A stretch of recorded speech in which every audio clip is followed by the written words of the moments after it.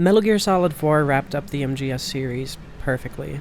There were no more plot holes, no more villains left to kill, no real way for a Metal Gear plotline to ever happen again. However, there's one more debatably mainline MGS game that came after. This is the one that really hurt for a lot of people. It's the one that left us all with a phantom pain. A very common narrative, and again, one that I myself have puppeted in the past about MGS, is that MGS4 was a bullet to the head for the series, and MGSV was a post-mortem autopsy, an examination of what exactly killed the series. While I definitely think that there's some validity to that, I don't think I want to use that language anymore. Bullet in the head, autopsy, post-mortem, it all sounds so negative. It's language that denies the simple fact that both of these are incredible games, with so much going on for them. Replaying them, these two games don't feel at all like they hate Metal Gear. Instead, MGS4 feels like a teary-eyed but hopeful goodbye to a series that touched all of our lives so much. And MGSV feels like, I don't know, a guide on what we should do with the rest of the series now that we aren't getting any more lore. See, MGSV really doesn't introduce much lore to the series. It's not MGS2's examination of how society was impacted by the events of the last three games. It's not MGS3's explanation of how Big Boss got to thinking the way he did. It's not MGS4's recontextualization of the entire series' lore. The only bit of lore in MGSV that's actually relevant to the rest of the series is Big Boss actually had a doppelganger, Venom Snake, and that's who you fought in Outer Heaven. Then you fought the real Big Boss in Zanzibar Land. And even that single fact isn't really relevant to the plot of Metal Gear Solid, just Metal Gear. It slightly recontextualizes those two MSX games, Metal Gear 1 and 2, which were so light on story that I doubt anyone even thought about the fact that we seemingly killed Big Boss twice.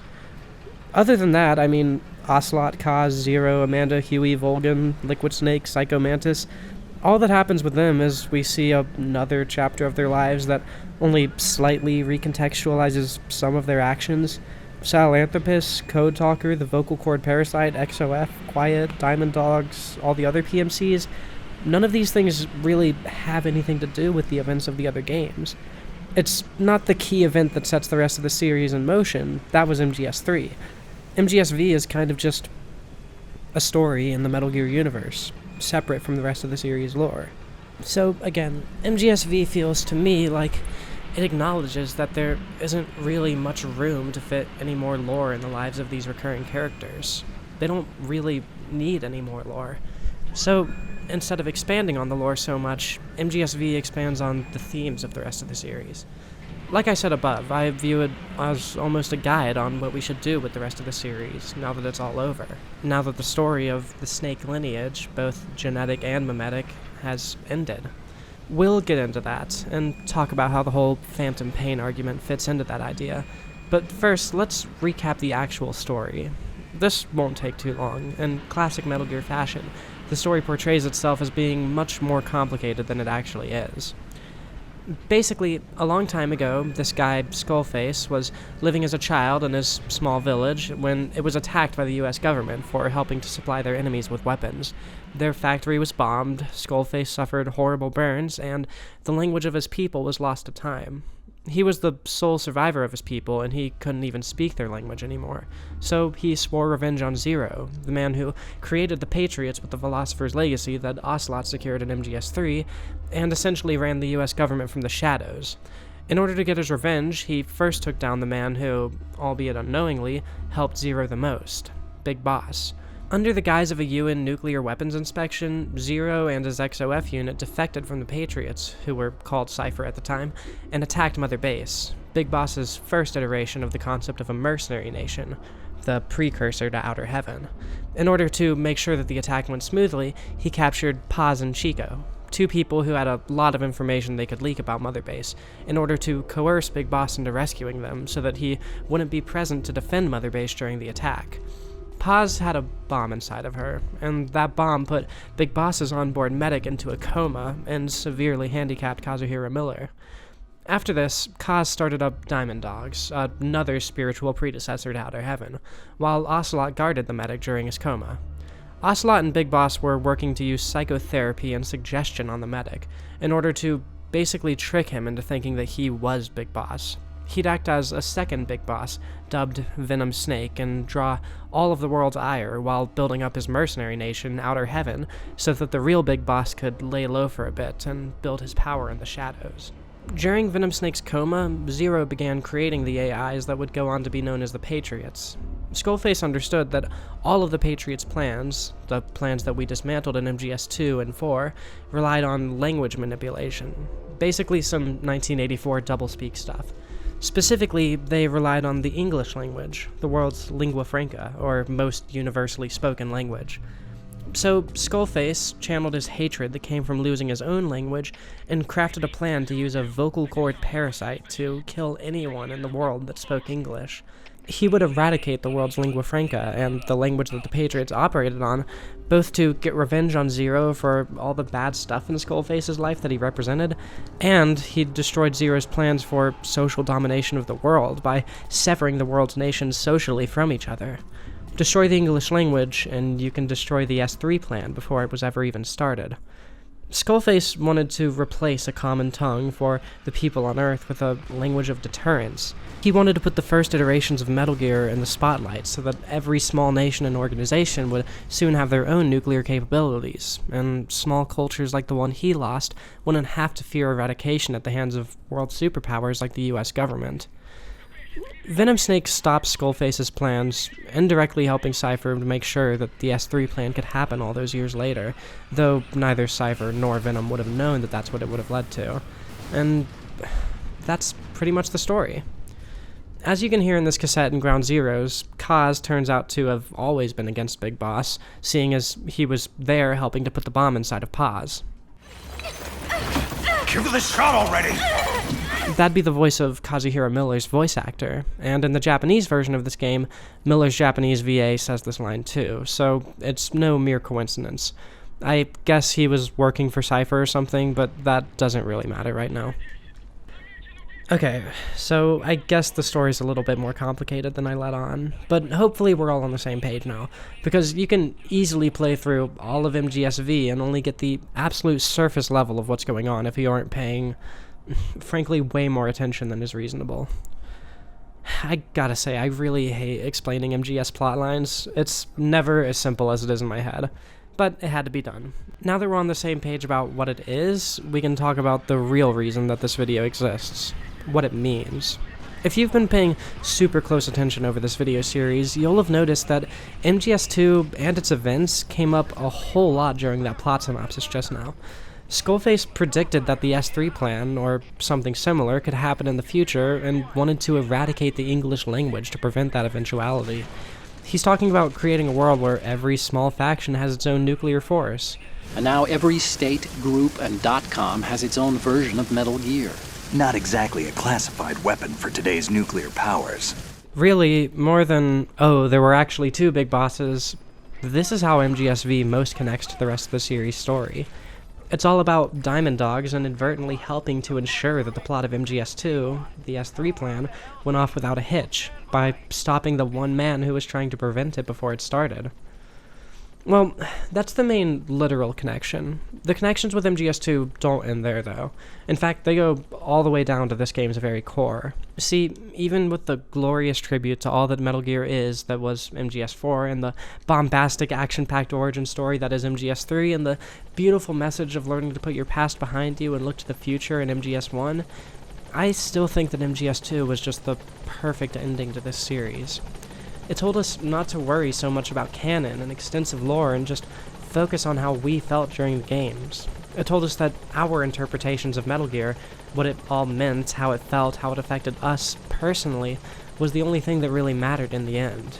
Do you see Metal Gear as a series where they were able to track down and stop the Patriots, rescuing Olga's daughter in the process? Or do you see it as a series where they fail in their mission because the Patriots always win in the end? It doesn't really matter what literally happens after MGS2, because, at least at the time that the game came out, we didn't get to play it or see any of that. What matters is how we reflect on what we did get to see, and what we take away from it. It's a classy tribute to the idea of the death of the author, telling us that our experience with Metal Gear is way more important than Kojima's version. One of the main ways that MGS2 got this message across was by ending with sequel baiting for a sequel that was never intended to come out. And MGSV does the exact same thing. When you get down to it, this game ends on a cliffhanger. Eli has the last strain of the English vocal cord parasite, and we don't know what he does with it. I've, of course, watched the Mission 51 bonus video, where that problem gets its resolution and the story is wrapped up nicely. We'll get into that, but the point stands that that just isn't in the game. Instead, we kill Skullface, Act 1 ends, and Act 2 has like 4 missions in it that aren't just replays of older missions, none of which have any real narrative substance other than the resolution of Quiet's character. Nope, for all intents and purposes, the story ends at the end of Act 1. This is where we get into the classic phantom pain argument that I've hinted at so many times by now. So basically, the idea of the phantom pain argument is that MGSV was designed to give players the same phantom pain that Venom and Kaz are going through, only instead of missing limbs, we're missing, well, the things that make a Metal Gear game feel like a Metal Gear game. There's hardly any mysteries to unravel, no huge plot twists or betrayals, no torture scene or sections where Snake questions his loyalty, no love interests or daring vehicle escapes, hardly even any boss fights. The cassettes relegate most of the story to a pretty boring delivery method, a far cry from the fantastic cutscenes in the rest of the series. When you get down to it, there's not even really a Snake. Then, narratively, you've got all of these characters trying to fill the missing pieces of things that were taken from them. Big Boss has to lay low, so he creates his phantom, Venom Snake. Zero knew that Big Boss would die someday, so he started Les Enfants Terribles to clone him. Huey develops his cyborg legs to supplement his dysfunctional organic ones. Venom Snake is constantly having to replace soldiers that die in dispatch missions. Skullface wants to replace a language that's being bastardized by Zero with a silent language of deterrence. And most of all, the game ends on that cliffhanger again. If you look up MGSV mission on YouTube, the first suggestion is Mission 51. The number one thing that people are interested in looking at for this game is a mission that isn't even in the game. People really felt that phantom pain from this game, and they felt it right alongside all of these characters. Now, it's a very compelling argument that this is Kojima expressing a phantom pain that he felt, which came from Konami not caring enough about the games anymore to let him get as crazy with MGS as he got in the previous games, especially 4. And there probably is some truth to that. Keep in mind, this is the same company that took down PT from the PlayStation Store, in spite of it being a ridiculously huge success, and artistically significant to boot, for seemingly no reason other than to lash back at Kojima for going behind their backs with its development. Frankly, I can see a lot of merit to the phantom pain argument, when you think about how awful Konami makes themselves seem to work for. However, I think that really undermines this game. Just as the popular and similarly self-destructive reading of MGS4 undermines all of the good and positivity in that game. See, I think that all of that phantom pain stuff is intentional, even a lot of the cut content. I mean, with this kind of budget and 2 already created open worlds, this game totally could have had a lot of stuff that's become iconic in the Metal Gear series. Regardless of all of that, though, this is ultimately a game about a bunch of characters doing their absolute best to never speak, both for narrative reasons and thematic reasons. And again, I think that all of that stuff is designed to show us what we should do with the rest of the Metal Gear series, now that MGS4 has finished the story thematically, narratively, and in every other way. Put as simply as I can manage, I see MGS4 as an advisory to not care so much about the lore, and instead to remember the experience. To start this explanation off, let's go back to Ground Zeroes, specifically the Deja Vu mission. In this mission, you're tasked with recreating scenes from Metal Gear Solid 1. Everything from 2 prisoners being killed by Fox Die, to Psycho Mantis causing a blackout, to picking up the chaff grenade between the 2 spotlights, and much more.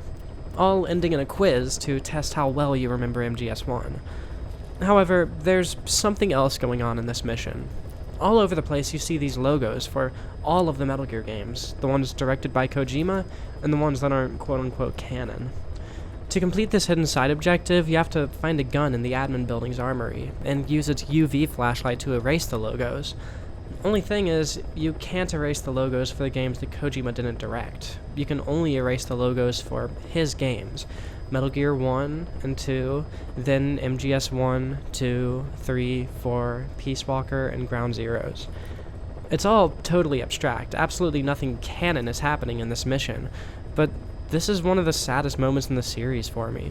Seeing all of these games, a few of which have had seriously profound impacts on my life, being completely erased. All under the creator's supervision, leaving nothing behind but games that don't really mean much to, well, anyone as far as I can tell. Forgive me if you're in this camp, but I don't think you'll ever find a person who thinks that Ghost Fable or Portable Ops is a more important game than MGS3. I mean, Metal Gear Rising: Revengeance is an absolutely god-tier game in my book, but genuinely important to the person that I've become?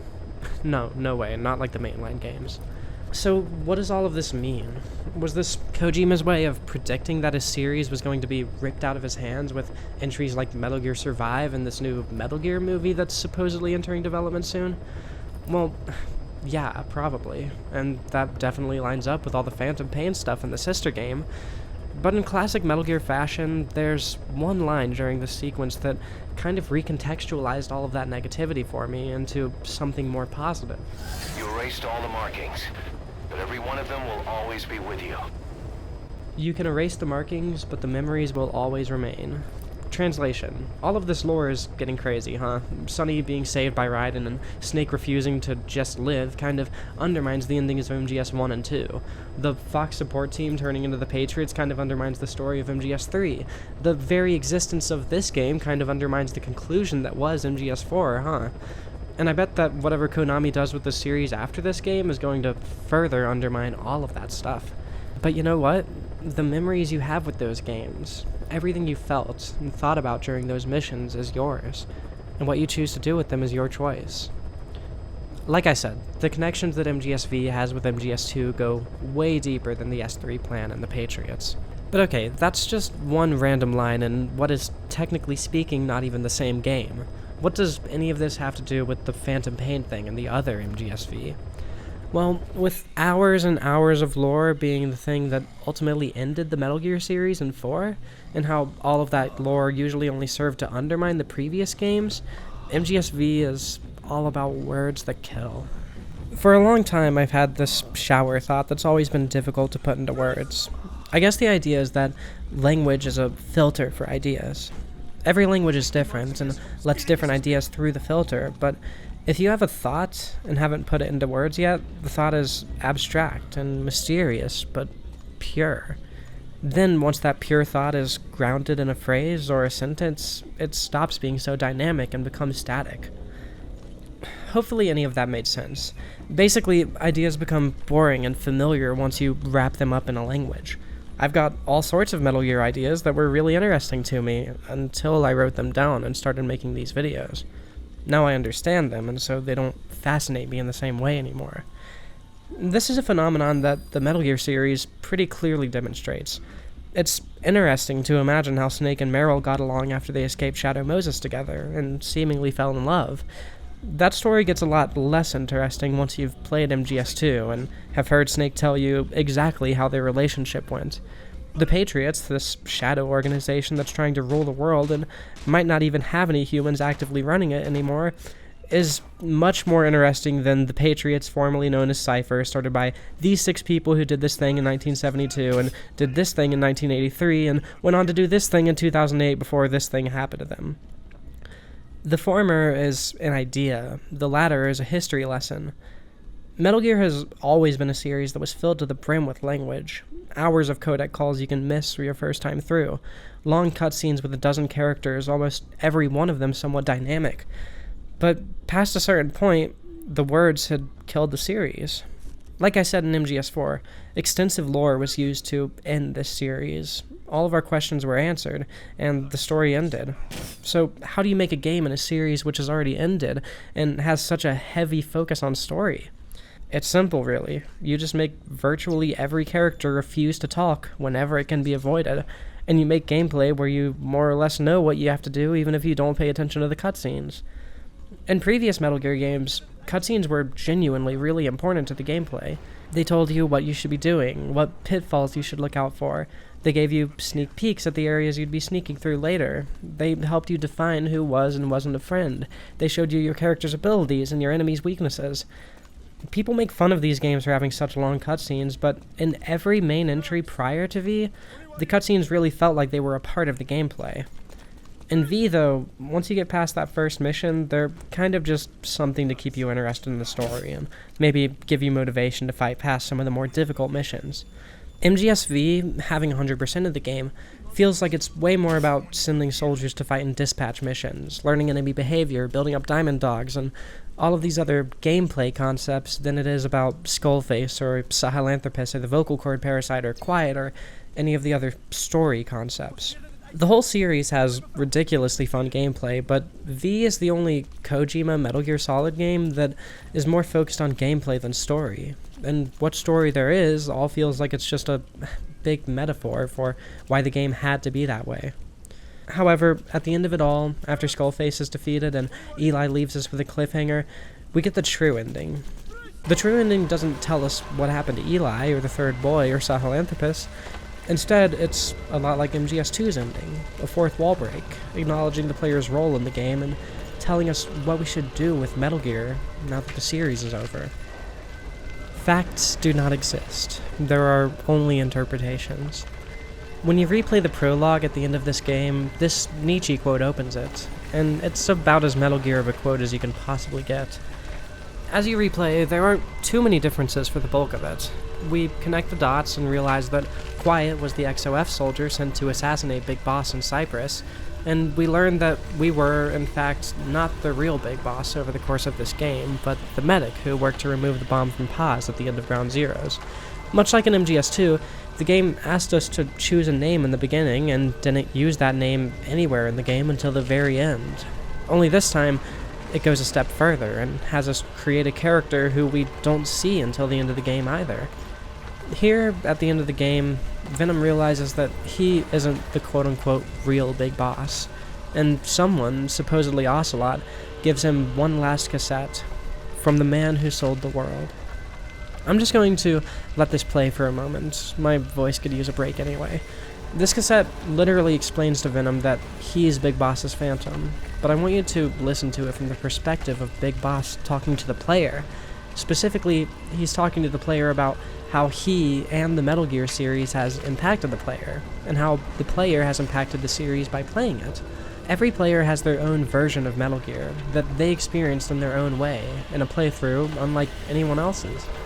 They were thinking about things that nobody else thought about, and felt things that nobody else felt. And that's what Big Boss is acknowledging to the player. So, again, this isn't Big Boss talking to Venom, this is Big Boss talking to you, the Metal Gear fan. Take a listen. Now do you remember who you are, what you were meant to do?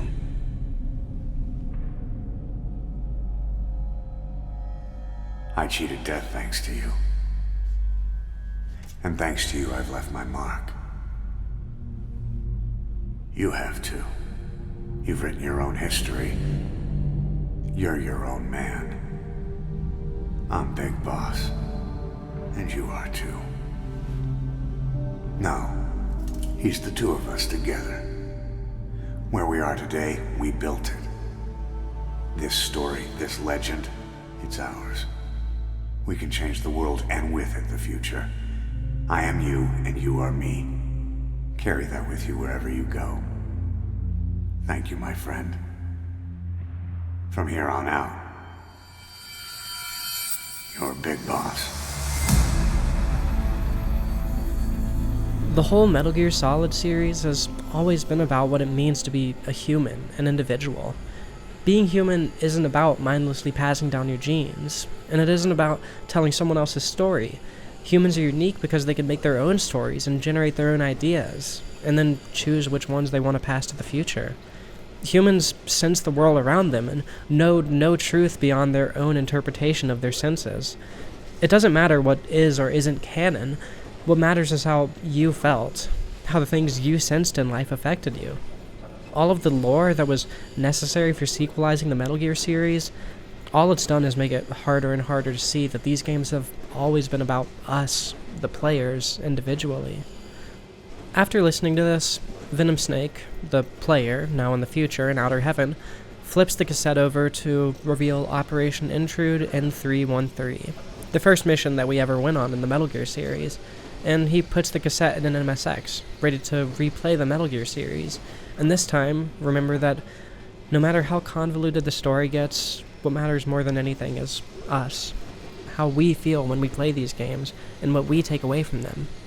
Metal Gear, Big Boss's Legacy, The Legend of Solid Snake, the shape and image of the Patriots, all of these things are ours, just as much as they are Kojima's.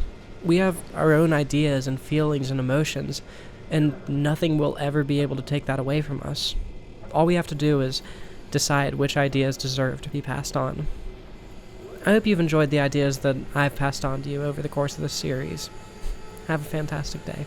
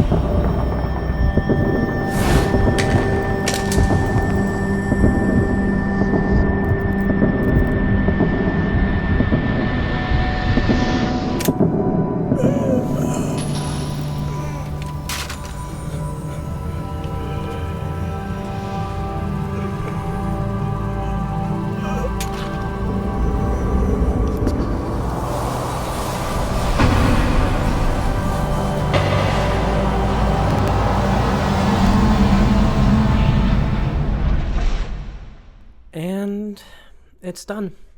All 5 parts. So what's going to happen next is I'm going to stitch all 5 of these together.